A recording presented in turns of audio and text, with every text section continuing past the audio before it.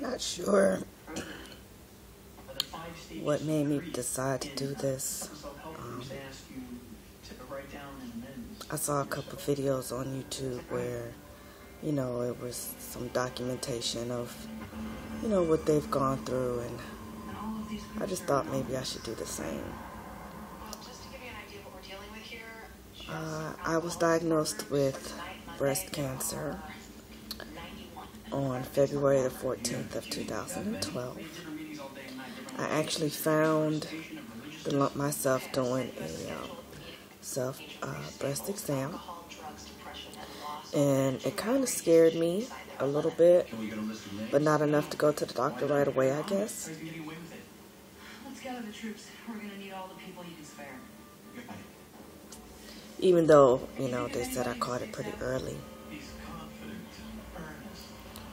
It was maybe 2 months down the road before I did anything about it. I just kept feeling it there and kept wondering what it was and trying to will it away. I actually did try to will it away. But it didn't.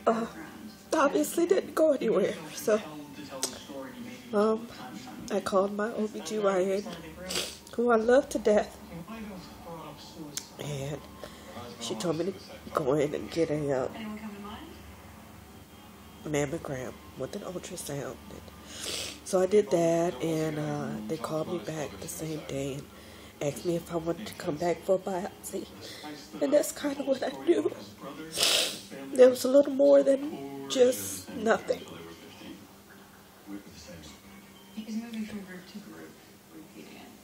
So I took the biopsy, and they told me the results would be back 2 to 3 days. And I'm on pins and needles the whole time, trying to work, trying to be the Michaela, and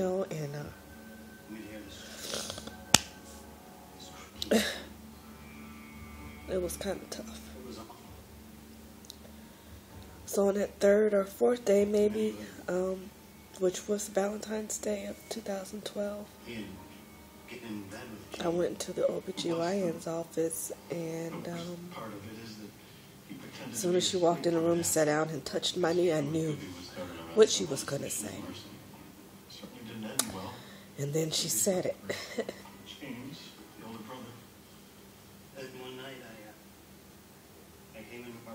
And I remember looking at my stepmom, and just all these thoughts went into my head, and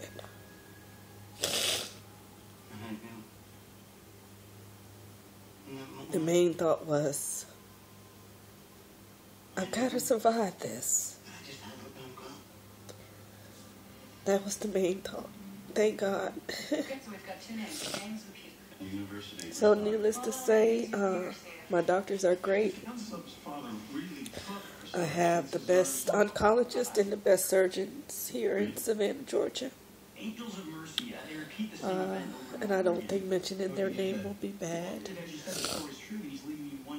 I was sent to Warren's office for a plastic surgeon consultation on the same day that I saw my oncologist surgeon. And the oncologist, he wanted to do a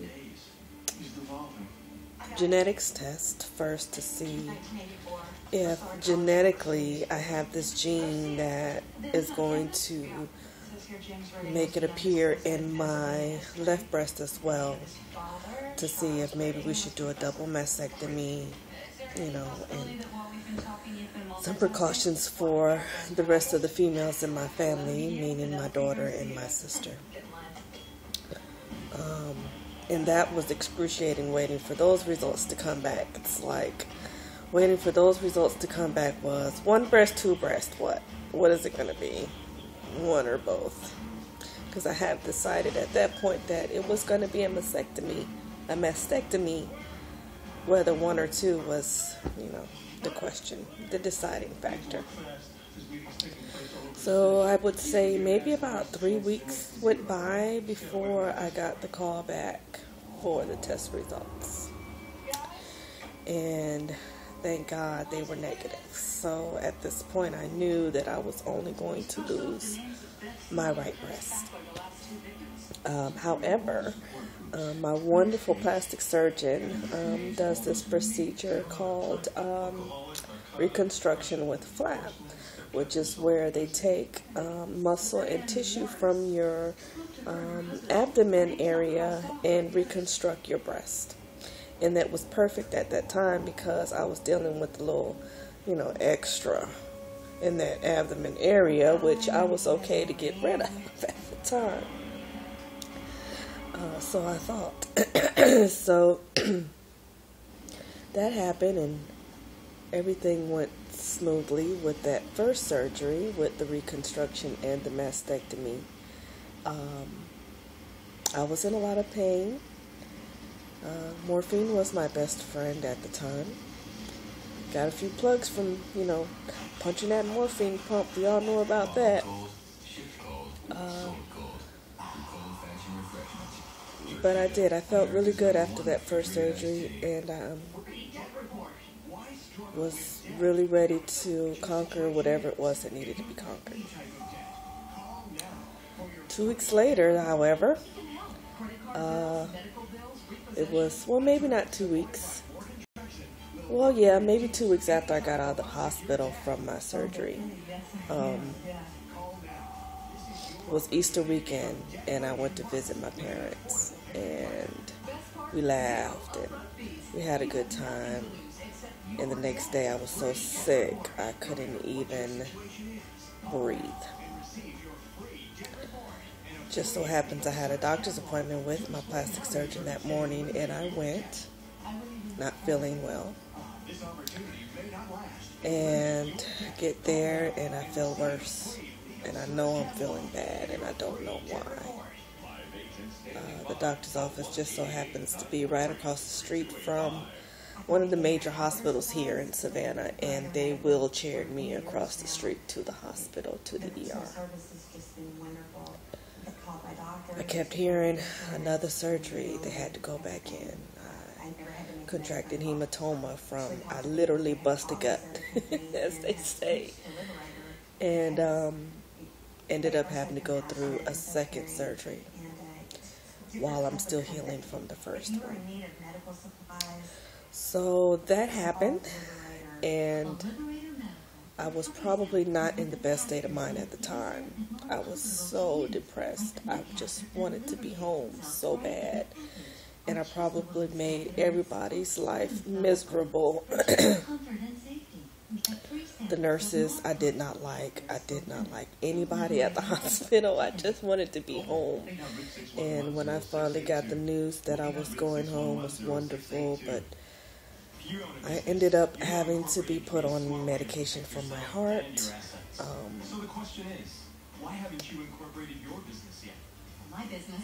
It's too small. I had gotten to the point to where I had maybe about 4 doctors, 2 nurses in the room with me to get my heart rate to go down. They ended up giving me one of those direct hit shots or whatever they call them to my, I guess, my jugular in order to slow my heart rate down, and it took them a couple times to do that. But we finally got it down. I'm now on beta blockers for that, which, it's great. Slows my heart rate down a lot, makes me sleepy, but other than that, it's all good. Then it comes time for my third surgery, which was the dissection of the lymph nodes. And that, my friends, I was glad was outpatient, so I didn't have to stay in the hospital, which we all know we hate to stay in the hospital. And they went in under my arm and made a nice incision there. And the best things are the drainage tubes. I just love those. And I went through that, and my arm was probably very immobile. What's the word? Not mobile for a few weeks. And it was very painful. Very, very painful. I'm left-handed when it comes to writing, but I'm dominant in right hand. And it was very hard to not use my right hand. It's still hard not to use my right hand. I have contracted lymphedema from that surgery, so my hand looks like a fat person's hand